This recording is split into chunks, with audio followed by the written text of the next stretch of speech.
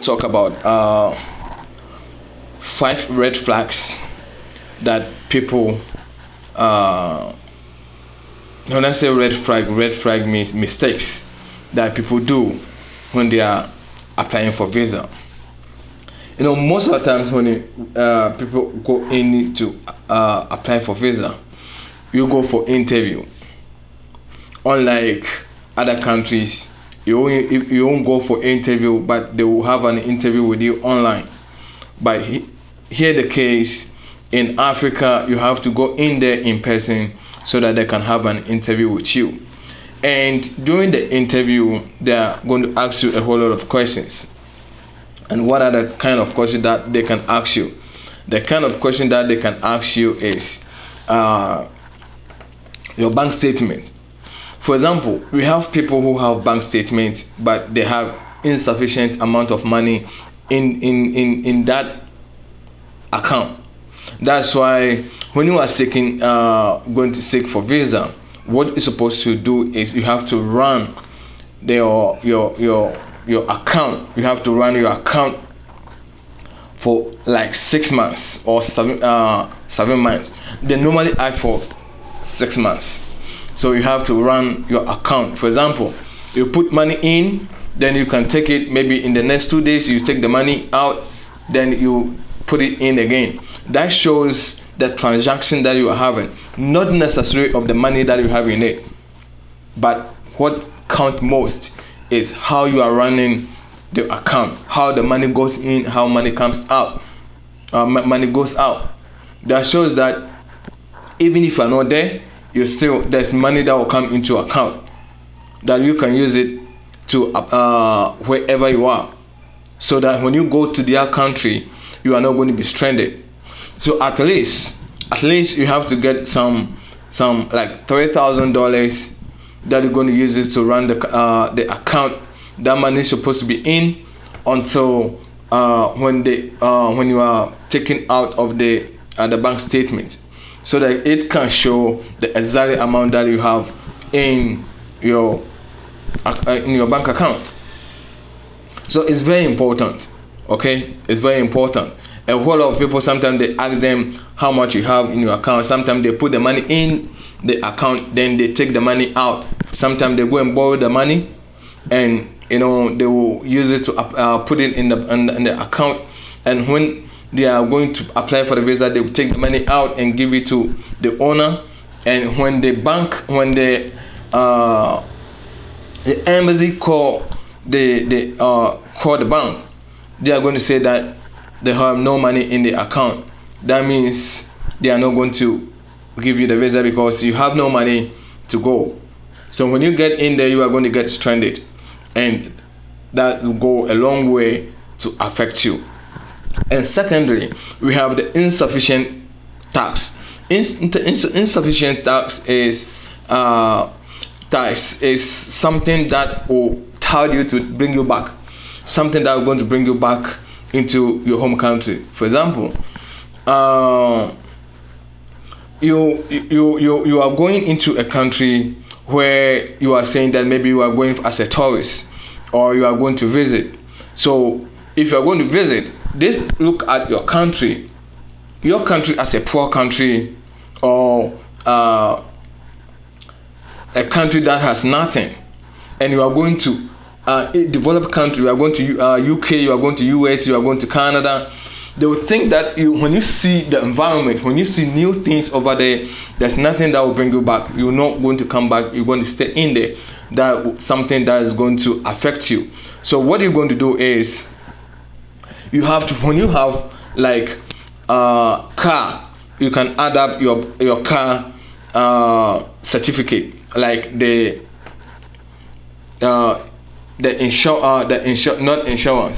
ownership, the documents of your car. 2, when you have a car, or when you have a land. Sorry, when you have a land, or when you have a house, you can also add up to it. These are the things that can strongly tell the embassy that, or tell the consulate that you have something that you're going to it will bring you back. And if you are working, you have a company. If you have a company, make sure you add a certificate as well. Okay, this is a case where we have a lot of people that they say that they have, when they get in there, they put in the registration that they have a company, but when they ask where is the company, do you have a certificate of the company, they said no, they have no certificate.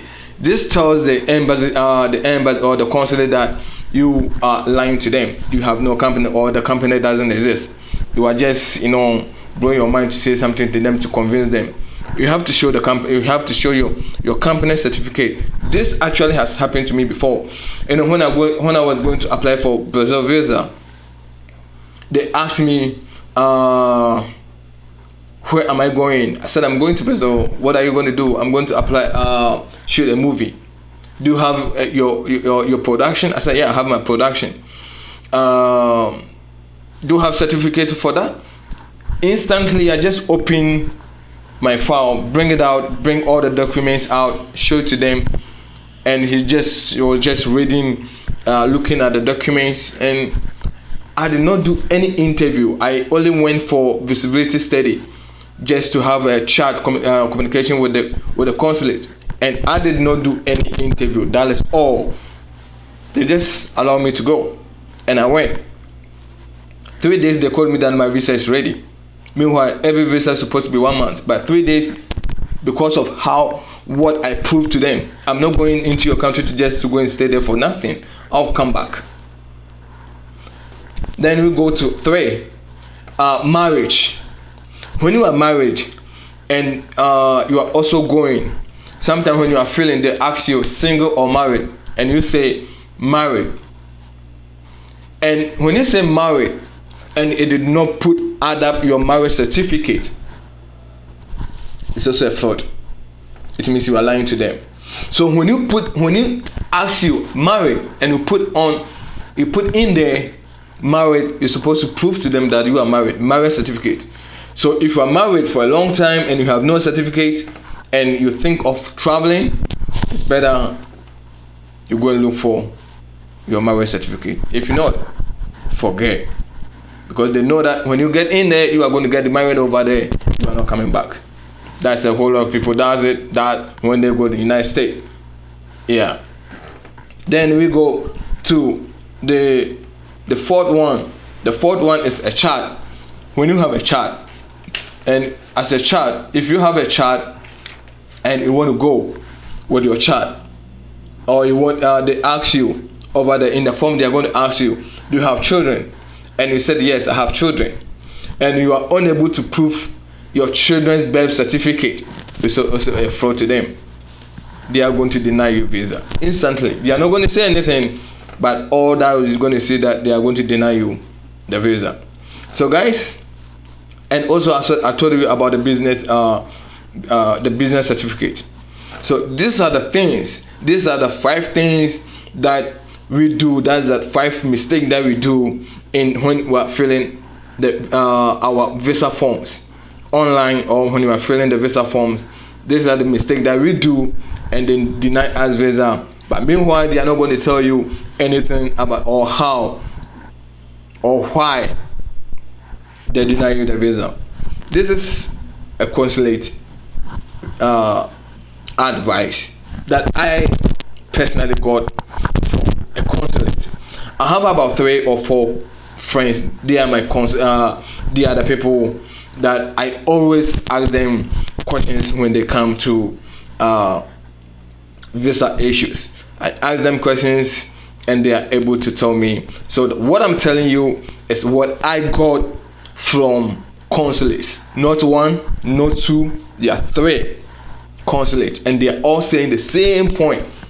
They are all saying the same point. So that means it's something that is very important. They are from different countries. They are consulates from different countries, not one country. Consulate from different countries. So if all of them are saying the same thing, it means it's something that's very important. I know a lot of people are applying for Brazil visa. Make sure you add all these documents just to make your visa rich. And also, let me tell you one thing. A lot of people also have how do you call it? invitation letter. A lot of people have invitation letter. If you have invitation letter and someone is promising you to stay in his house or her house, doesn't guarantee that you are going to stay in there. It's better or it's good that you also make hotel reservation. Why? So someone is going to ask, why do I have invitation letter where that I'm going to sleep, someone that is going to pick me up even at the airport, and I still have to do this? You still have to do it because in case of emergency, in case maybe that person, they think about that, in case maybe that person is working, in case that person is unable to come and pick you up, in case you get to the airport at night and you are calling the person and the person is not picking up, you have somewhere to go and sleep before in the morning the person will come and pick you up. They don't want you to get stranded at anywhere at any point. So please get in mind. And guys, this tips and tips about traveling. Guys, I'll see you guys later at the other end. Videos are coming from how you can get sponsorship visa from Canada, from Australia, and from United States. They are all coming with the website. So don't forget to subscribe, share, and let others watch this video as well. It's something that's going to help you. It's going to help some of your family members. Send it to them on WhatsApp. It's free of charge. You subscribing to this is free of charge. You don't pay for anything. This is tips and tips on how you can apply for visa, or tips and tips on how you got failed on your visa that you applied. Guys, let's go. I'll see you guys at the other end of the video. Adios.